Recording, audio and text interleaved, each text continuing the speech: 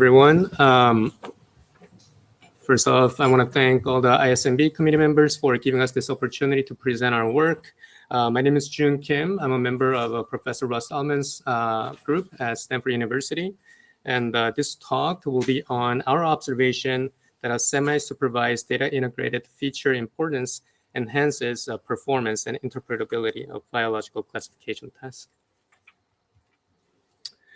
So these days, we see that a lot of successful neural nets, such as some of the foundation models, are not only good at their performances and high accuracy, but also, and in addition to a utility for transfer learning, we see that they seem to identify the salient features that align with our understanding of the problem. So for example, protein language model, ESM, from evolutionary scale is not only good at other tasks, but also their attention map that is generated highly correlates with the contact map of three-dimensional protein structure. Also, a graphical convolutional neural network developed at NYU, DeepFry, when this model is used to predict a protein function, it also highlights what the high importance some of the domains that we know are important for these protein properties. So I think it is fascinating that these models, without explicit training, they seem to sort of highlight this underlying biochemical and residue level mechanism governing some of the protein properties that we're interested in. However, we also know that a lot of these neural networks do not necessarily identify salient features that are understandable. For example, the convolutional neural network that was developed to identify pulmonary edema based on X-ray images on the left. First of all, based on different structures or different sizes of the model, we see a lot of variability. But not only that, highlighted by these sort of feature importance scores, heat map, that is based on activation map, we see that these models highlight areas that our oncologists or radiologists do not necessarily find relevant.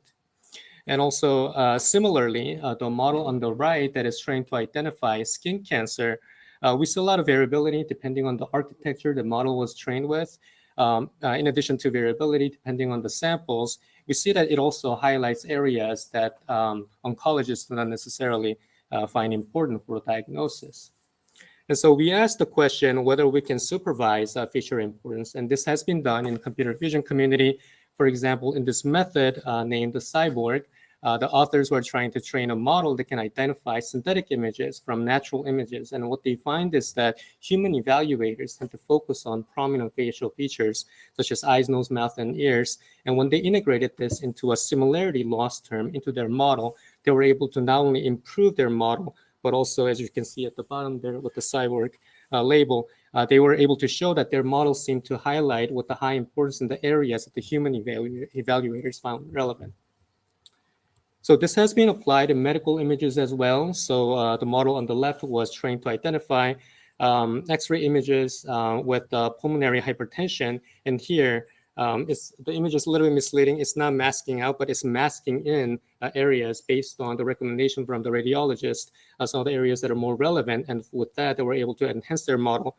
On the right, interestingly, they were able to track the eye movements of the physicians who are diagnosing the eye diseases, including glaucoma. And when they integrated this, it seemed to improve their model by making it more efficient with the higher performances. So we wanted to ask, can we also integrate molecular data to supervise feature importance? But the tricky part with the molecular data that is kind of unique from the images that I've shown on the previous slides is that inherently molecular data tends to be sparse. And this sparsity, we think that arises from at least two different sources. One is a lot of molecular data, such as genetic and proteomic transcriptomic data, tends to be a noisy data because it tends to be really sensitive to small fluctuations in conditions such as animal states or cell culture conditions. So it requires a statistical inference, which is nice, but it ends up reducing the number of features that we can rely on with the high confidence. On the right, another source of this sparsity is that a lot of times we don't have a complete knowledge of the biological phenomena. For example, we could be missing some of the components in the biochemical pathway or some of the residues that are important for the function of the protein. So we next asked the question, okay, can we then, given what we have, or using what we have, can we use a semi-supervised learning to train a sort of guide feature importance? And this was motivated by two main intuitions. One involves conditional dependence. So here, if you assume that model assigns some sort of an importance to a known feature Z with respect to a target label Y, and let's also assume that Y is conditionally dependent on unknown feature Z2 given Z1 that we know, then we can agree that probability of Y given Z1 and Z2 is different from probability of Y given Z1 only. And if the loss of the model that gives importance to Z1 only is greater than the model that gives importance to Z1 and Z2, then we can expect the model to minimize this loss by assigning some importance to Z2 as well. Another intuition that we had was a cluster assumption that is used in semi-supervised learning in general. But here, again, if we assume that the model learns to assign importance A to known feature Z, and let's say ZU is important but is an unknown feature, if we say that ZU is the same in the same cluster of the distribution of Z, then in theory, we should have the same importance value A for ZU as well. So without explicitly training ZU, we can expand what we know about Z to ZU also. So motivated by these intuitions, we decided to test semi-supervised learning for protein classification, specifically enzyme classification. There has been a number of enzyme classifier, whether it's a binary or multi-class. One of the methods that was developed in the Altman lab by a previous lab member, Alex Derry, who's currently in evolutionary scale, is parse, protein annotation by residue-specific enrichment. One of the main points from this study is that when we use a statistical inference to compare the local structural embedding of the Cori enzyme with the known catalytic sites, this could be sufficient to generate a pretty good predictor. So highlighting the importance of the catalytic sites, not just for the function of the enzyme, but also for these classification models. So we decided to use our knowledge about catalytic sites for classifying enzymes. Here, we're starting with the proof of concept model, just a binary classifier for enzyme and non-enzyme. We are incorporating our knowledge about the catalytic sites as what we call knowledge map. Knowledge map here is basically a set of vectors with the same length as the sequence of the enzymes. And at a position where the catalytic sites are, we assign a high relative importance value, while we leave the rest of the sites basically blank, letting the model to learn its own importance during the training. So we integrate knowledge map into, we decided to use ResNet 18 for the reasons that I'll explain. But basically, we integrate the knowledge map into ResNet classifier through a cosine similarity to an activation map that is derived from this model. And there's a couple of main reasons why we decided to use ResNet 18. One is the ease with which we can derive the activation map from this model. A second is as you might be familiar, they have these skip connections, which allow us to have some sort of a leeway of preserving the information from the previous layer, sort of regardless of the constraints that we put on for these activation maps. So when we did a semi-supervised learning to integrate our knowledge about catalytic sites, we tested integrating in at different depths. So here we have a feature map 2 result, which is by using an activation map that was isolated from the group 2, and feature map 3 that was using the activation map isolated from group 3. And for both of these, semi-supervised approach seemed to enhance the model by decreasing the overall error compared to a model that was not supervised. But in addition, we wanted to make sure that the model was truly learning to pay attention to these catalytic sites. So here is just one of the training set samples. So we used the activation map 3 to integrate the catalytic site information. And here the red lines indicate where the catalytic sites are. And we see that although not perfectly, overall, we see a high importance value where the catalytic sites are. Here is the activation map 4. Even though we integrated an activation map 3, this information seems to be preserved at a later depth. So this was kind of reassuring. As a control, we had a model that did not have a semi-supervised learning here. They do not particularly assign high importance value to where the catalytic sites are. Here we see something interesting. So instead of semi-supervising so that they would have a high importance value for catalytic sites, we made them to pay attention to random residues. So that's where these blue lines are. And here, interestingly, this model neither had a high importance to the catalytic sites nor the random residues, suggesting that it might have had some trouble converging during the training. But we have not had a chance to robustly prove that mathematically. But I still thought it was an interesting observation. Here are some representative images from the test set. Here, overall, we still see a pretty good matching between high importance value residues and also the catalytic sites. Here on the structures, the red residues indicate the residues that are also found to have one of the top 10 importance values. So catalytic sites overlapping with the top 10 importance value. Blue are the ones, blue are the rest of the top 10 importance value residues. And yellow are the ones that are catalytic, but were not included in the top 10 importance value residues.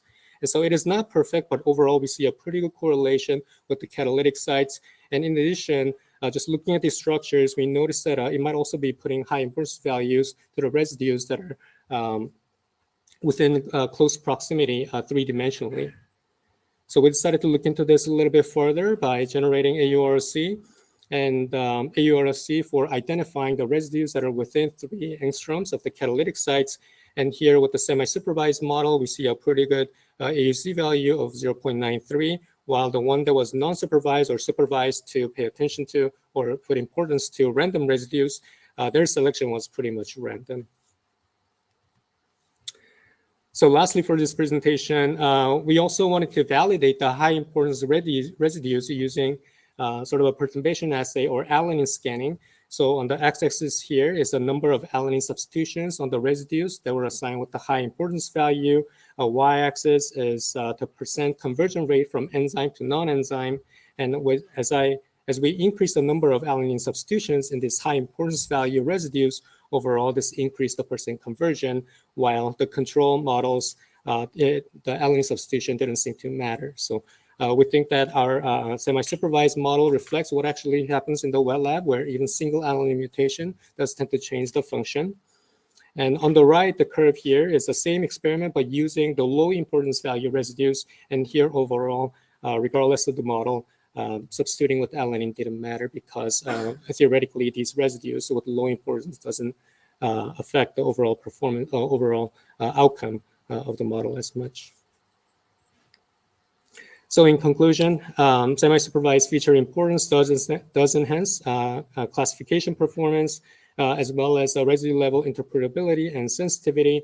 A similar experiment, which I didn't include in the presentation for the sake of time, we've repeated for cancer classification instead of using catalytic site information, but rather a gene expression information. And we do find a similar outcomes and make similar conclusions. Future direction here for this presentation, we've used a one-hot vector, but we would like to test using ESM embedding or another model that was developed in the Altman lab, Collapse.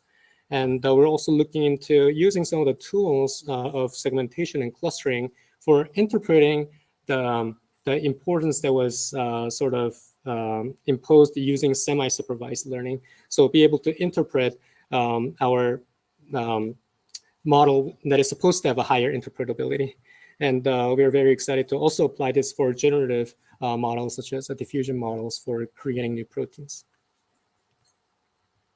So with that, I want to acknowledge rest of the lab members in the Altman lab, including Russ, who's my PI, and here are some funding sources and compute resources that was provided by Stanford. And thank you, everybody, for listening to my talk.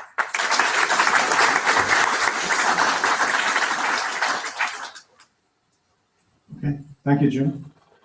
We have time for a couple of questions. If anybody has any?